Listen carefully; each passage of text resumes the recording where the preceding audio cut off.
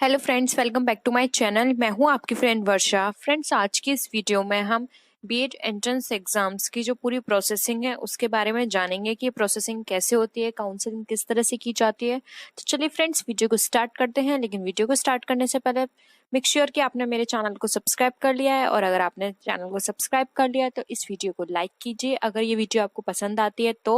और अगर आपको थोड़ी सी भी इसमें इंफॉर्मेशन, थोड़ी बेनिफिट लगे उस इंफॉर्मेशन से, तो आप अपने फ्रेंड्स के साथ भी शेयर कर सकते हैं, जिससे कि उन्हें भी थोड़ी नॉलेज मिल जाए। तो चलिए फ्रेंड्स, वीडियो को स्टार्ट करते हैं।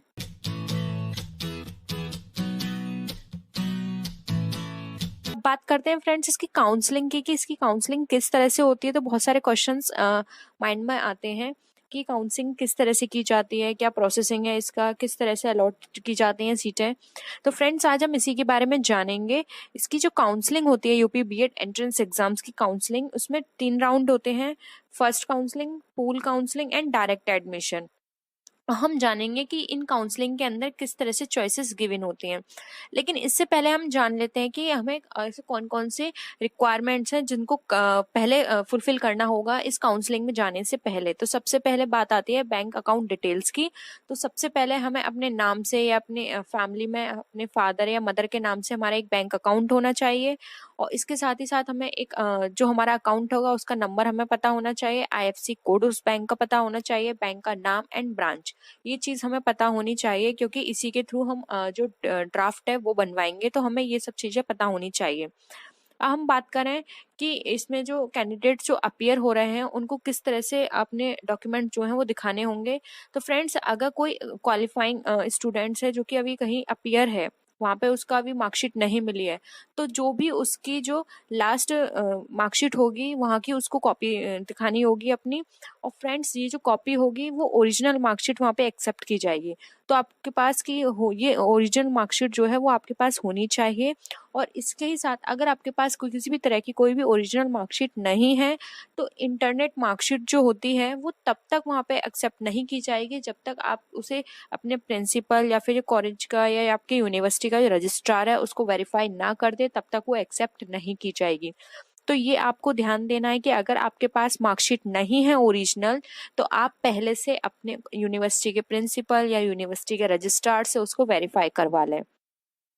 इसके बाद डिफरेंट कॉलेज की लिस्ट होती है, हमें उसके अकॉर्डिंग कॉलेज की शीट दी जाती है कि किस के अकॉर्डिंग हमारा कहाँ पे लगता है कि हमारे मार्क्स के अकॉर्डिंग हमें कहाँ पे कौन सा कॉलेज मिलेगा। हम बात करते हैं कि यूपी बीएड काउंसलिंग में जो प्रोसीजर होता है काउंसलिंग का, वो किस तरह से होता है। फर्स्ट आता है फर्स्ट काउंसलिंग। फर्स्ट काउंसलिंग के अंदर जो सबसे पहले स्टेप आता है वो होता है रजिस्ट्रेशन।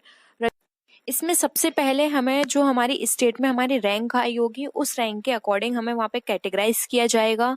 जो भी हमने अपने स्टेट के अकॉर्डिंग रैंक मिली है एग्जाम में, जो हुआ था एग्जाम, उसमें हमें जो रैंक मिली है उसके अकॉर्डिंग हमें कैटेगराइज किया जाएगा। उस कैटेगराइज करने के बाद हमें एक लॉगिन दिया जाएगा जहाँ पे हमें उसको लॉगिन करना होगा, और अपना पासवर्ड वहाँ पे हमें जनरेट करना होगा उस लॉगिन आईडी पे। ये सारी चीजें हमें वहीं प्रोवाइड की जाएंगी। उसके बाद जब हम लॉगिन कर लेंगे तो उसमें हमें अपनी सारी बैंक डिटेल्स फिल करनी होंगी कि हमारा बैंक अकाउंट कहाँ है, किस बैंक में है, आईएफएससी कोड क्या है, किस नाम से वो बैंक अकाउंट है। ये सारी हमें वहाँ पे जो एंट्रीज है वहाँ उसमें फिल करनी होंगी उस लॉगिन आईडी में। साथ ही साथ जब हम उसको फिल कर लेंगे तो हमारा जो रिजल्ट है, जब तक हमारा रिजल्ट डिक्लेयर नहीं हो जाता, तब अगर हमारे पास मार्कशीट नहीं है तब तक हमें उसमें अपनी स्कैन की हुई मार्कशीट ही लगानी होगी। तो वहाँ पे हम अपनी स्कैन की हुई मार्कशीट को अपलोड कर देंगे। और अगर हमारे पास वो फोटोकॉपी नहीं है, मार्कशीट ओरिजिनल मार्कशीट की फोटोकॉपी नहीं है, तब तक हम उस इंटरनेट को भी अपलोड कर सकते हैं जो भी इंटरनेट से हमने डाउनलोड करी है, ठीक है। और जब हमारे पास वो आ जाती है और जो हमारा एडमिशन हो जाता है, तो हम बाद में उसको सबमिट कर सकते हैं अपनी जो ओरिजिनल मार्कशीट की फोटोकॉपी है। नेक्स्ट आता है step counselling fee and advance college fee payment. Friends, counselling fee की बात करें तो कैंडिडेट को सबसे पहले जो फीस देनी होती है वो होती है काउंसलिंग फीस। काउंसलिंग फीस ये वेरी भी कर सकती है किसी भी एग्जाम में। वैसे नॉर्मली जो काउंसलिंग फी सबमिट की जाती है वो होती है 750। और जो हमारी एडवांस कॉलेज फीस होती है वो होती है हमारी 5,000। ये सबमिट करने के बाद हमें ऑनलाइन पेमेंट करना होता है, जो भी हम प्रेफर करें, नेट बैंकिंग, डेबिट या क्रेडिट कार्ड, किसी से भी हम ये पे कर सकते हैं। साथ ही साथ जो भी स्टूडेंट्स को किसी भी कॉलेज में सीट अलॉट नहीं हुई है तो उसको ये अगर 5,000 जो भी उसने कॉलेज फी के सबमिट किए हैं वो उसको रिफंड हो जाते हैं। ठीक है फ्रेंड्स, जो आप काउंसलिंग के टाइम जो फीस देते हो तो काउंसलिंग फी तो आपकी जो रिफंड नहीं होती है, लेकिन अगर आगे जाके हमें किसी भी कॉलेज में कोई सीट नहीं मिलती है तो जो हमने अपनी एडवांस कॉलेज फी सबमिट करी है जो कि हमारी 5,000 रुपीज थी वो हमारी रिफंड हो जाती है और काउंसलिंग फी हमारी नॉन रिफंडेबल है। इसके बाद ही हमें जो भी रजिस्टर्ड कैंडिडेट होते हैं उनको वो अब एबल हो जाते हैं कि जो भी चॉइस उन्हें मिलेगी वहां पे वो चॉइस फिल कर सकते हैं कि उन्हें किस कॉलेज में चाहिए एडमिशन, उसके अकॉर्डिंग वो उस चॉइस को फिल कर सकते हैं। चॉइस फिलिंग के लिए फ्रेंड्स यहाँ पर थर्ड स्टेप आता है चॉइस फिलिंग, जिसके अंदर कैंडिडेट वेरीफाई हो जाता है। चॉइस फिलिंग के लिए उसको सीट नंबर और जो भी उसके सब्जेक्ट्स होते हैं उस सब्जेक्ट्स के अकॉर्डिंग उसको कॉलेज मिल जाता है। कॉलेज के अकॉर्डिंग वहाँ पे वो अपनी चॉइस फिल कर सकता है। जैसे कि किसी भी स्टूडेंट को फॉर एग्जांपल 5 कॉलेज मिल गए हैं तो उस 5 कॉलेज में से वहाँ पर वो कैटेगराइज कर देगा कि फर्स्ट नंबर पे मुझे ये कॉलेज चाहिए, सेकंड पे ये चाहिए, थर्ड पे ये चाहिए, तो उसके अकॉर्डिंग देखा जाएगा, तब उसको वहाँ पे सीट अलोकेट कर दी जाती है। अब हम बात करते हैं कि ये जो इसमें काफी सारे लोगों को ये भी प्रॉब्लम होती है कि जेंडर वाइज होता है, तो फ्रेंड्स ऐसे जेंडर वाइज इसमें कोई भी प्रॉब्लम नहीं होती कि आपको जो अलॉट की जाएंगे वो जेंडर वाइज की जाएंगे, ऐसा कुछ नहीं होता है। इसके अंदर आपको आपकी जो रैंक होती है उसके अकॉर्डिंग जो सीट प्रोवाइड की जाती है। अब जब तक वो लॉग आउट नहीं कर सकता तब तक वो स्टूडेंट कभी भी अपने मल्टीपल सेशंस में अपनी चॉइस को वो चेंज कर सकता है, लेकिन अगर एक बार वो लॉक हो गया तो उसके बाद वो उसको चेंज नहीं कर सकता है। इसलिए लॉग आउट होने करने से पहले या फिर लॉक्ड होने से पहले वो ईमेल आईडी वो उसको अपनी चॉइस को कहीं भी चेंज कर सकता है। अगर उसको लगता है कि जो कॉलेज उसने 4th नंबर पे फिल किया है वो कॉलेज अब वो 2nd नंबर पे फिल करना चाहता है तो वो इसमें चेंजेस कर सकता है। हम नेक्स्ट पॉइंट पर आते हैं जो कि हमारा कॉलेज अलॉटमेंट। कॉलेज अलॉटमेंट जो होता है वो स्ट्रिक्टली हमारे स्टेट रैंक के अकॉर्डिंग ही हमें मिलता है, जो भी हमारी स्टेट में रैंक होती है उसके अकॉर्डिंग, और जो हमने प्रेफरेंस भरी है अपनी उसके अकॉर्डिंग हमें कॉलेज को अलॉट कर दिया जाता है। हम बात करते हैं नेक्स्ट पॉइंट, प्रोविजनल अलॉटमेंट कम कंफर्मेशन लेटर डाउनलोड। अब यहाँ पर क्या होता है कि जो हमारी लॉगिन आईडी हमें मिली होती है वहां से हम अपने डाउनलोड कर सकते हैं, और साथ ही साथ जैसे ही किसी भी स्टूडेंट को ये कॉलेज मिल जाता है उसके बाद उसको विद इन 3 डेज जो भी रिमेनिंग फीस होती है वो उसको सबमिट करनी होती है, जिससे कि एक कंफर्मेशन हो जाता है कि हाँ स्टूडेंट ने यहाँ पे एडमिशन ले लिया है। और जो भी SC ST के कैंडिडेट होते हैं जिन्होंने 0 फीस के लिए ऑप्ट किया होता है वो वहां पर इनकम सर्टिफिकेट अपना डायरेक्टली अपलोड कर सकते हैं, जिससे कि उन्हें वहां पे रिलैक्सेशन मिल जाए। नेक्स्ट पॉइंट आता है रिपोर्टेड टू अलॉटेड कॉलेज। अब यहाँ पर क्या होता है कि जो भी आपको अलॉटेड कॉलेज होते हैं वहां पर आपको विद इन 7 डेज के अंदर आपको वहां पर रिपोर्ट करना होता है, वहां पर कंफर्मेशन देना होता है कि हाँ आप यहाँ पर एडमिशन लेने के लिए रेडी हो। अब ओरिजिनल डॉक्यूमेंट जो होते हैं वो आपको वहाँ पे फिजिकली वेरीफाइड कराने होंगे। फिजिकली वेरीफाइड का मतलब ये है कि आपको खुद वहाँ जाकर उस ऑफिस में जो भी आपका वहाँ यूनिवर्सिटी का जो प्रिंसिपल ऑफिस है वहाँ पर जाकर आपको ओरिजिनल डॉक्यूमेंट वेरीफाई कराने होंगे अपने। साथ ही साथ जो भी अगर किसी भी तरह का कोई भी ऐसी आपको लगता है कि किसी भी तरह की कोई भी आपसे मिस्टेक हो गई है या फिर कोई भी प्रॉब्लम है तो वहां पे जाके करेक्शन करा सकते हैं। अब नेक्स्ट आता है हमारा पूल काउंसलिंग। पूल काउंसलिंग किस तरह की काउंसलिंग होती है फ्रेंड्स? फर्स्ट राउंड की कंप्लीट होने के बाद जो कि हमारा फर्स्ट काउंसलिंग उसको कंप्लीट होने के बाद जो भी हमारी किसी भी कॉलेज में वेकेंट सीट रह जाती हैं वो हमारे पूल काउंसलिंग के द्वारा फिल की जाती हैं। हम बात करते हैं पूर्ण काउंसलिंग के अंदर किस तरह से फिल की जाती हैं। फर्स्ट आता है स्टेप रजिस्ट्रेशन। पूर्ण काउंसलिंग में सिर्फ वही कैंडिडेट एलिजिबल होते हैं जो कि फर्स्ट काउंसलिंग में पार्टिसिपेट नहीं कर पाए थे, किसी भी वजह से वो उसको अटेंड नहीं कर पाए थे, तो वो यहाँ पर आकर अपना रजिस्ट्रेशन करा सकते हैं। Pool counselling same first counselling की तरह ही होता है। इसके अंदर आपको रजिस्ट्रेशन कराना होता है, रजिस्ट्रेशन फी देनी होती है, कॉलेज की फुल फीस देनी होती है और उसके बाद अपने आपको चॉइस फिल करनी होती है। सेम आप चॉइस अपनी उसी तरह से फिल करोगे, आपको एक लॉगिन आईडी दे दी जाती है, वहां पर आप अपना पासवर्ड जनरेट करते हो और फिर आप वहां पर अपनी चॉइस को फिल कर सकते हो। और एक बार अगर आपकी ये सारी लॉगिन आईडी बनने के बाद जब आप सारी चीज़ें अपनी फिल कर देते हो, तो उसके बाद आपको अपनी बैंक डिटेल्स भी फिल करनी होती हैं, जिससे कि जो registration fee and college fees है वो आप सबमिट कर पाओ। तो पूल काउंसलिंग इस तरह से कंडक्ट की जाती है। पूल काउंसलिंग का सेकंड स्टेप आता है counselling fee and full college payment.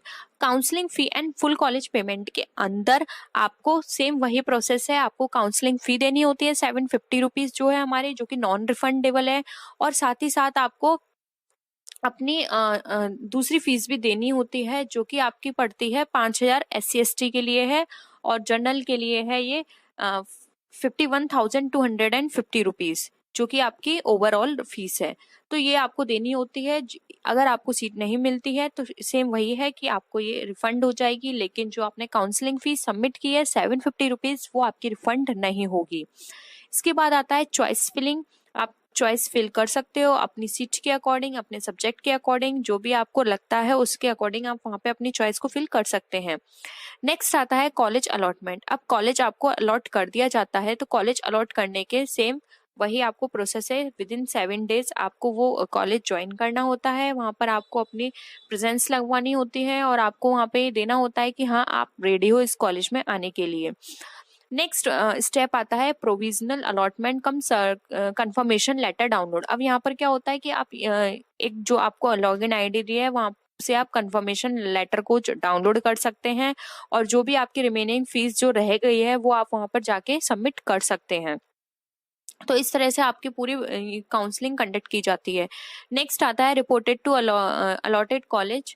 आप अब आपने ये सारी प्रोसेसिंग कर दी, उसके बाद विद इन 4 days आपको जो ओरिजिनल डॉक्यूमेंट्स के साथ वहाँ पर ये कंफर्मेशन लेटर सबमिट करना होता है।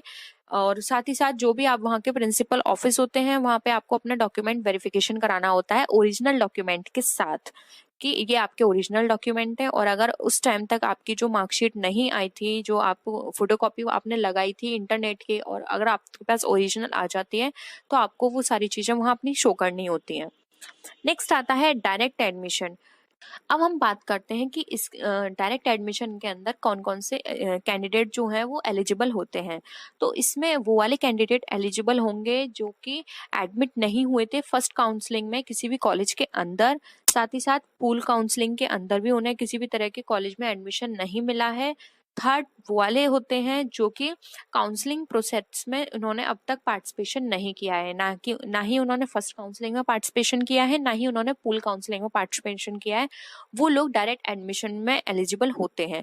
अगर कोई कैंडिडेट ऐसा है जिसने फर्स्ट काउंसलिंग या पूल काउंसलिंग में भी पार्टिसिपेट किया था, वो डायरेक्ट एडमिशन भी लेने आ गया, तो उस तरह के कैंडिडेट को ये सीट नहीं दी जाती है। तो इस तरह से सारा प्रोसीजर होता है। अब आते हैं कि ऐसे कौन कौन से डॉक्यूमेंट्स होते हैं जो कि रिपोर्टिंग के टाइम पर आपको जरूरत होती है। तो आपकी जो प्रोविजनल अलॉटमेंट का कम कंफर्मेशन लेटर होता है, जो कि आपको आपके यूनिवर्सिटी से मिलता है पोर्टल से, वो आपको उसका प्रिंट आउट वहाँ पे सबमिट करना होता है। ये सारी चीजें आपको सेल्फ अटेस्टेड करनी होंगी।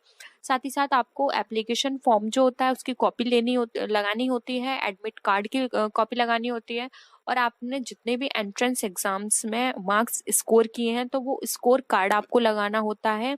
आपको अपने 10th का सर्टिफिकेट, जो भी आपके 10th मार्कशीट का जो सर्टिफिकेट होता है वो आपको वहाँ पे प्रूफ के लिए लगाना होता है। ये प्रूफ आपका डेट ऑफ बर्थ के पर्पज से लिया जाता है कि आपके 10th में इतनी डेट थी।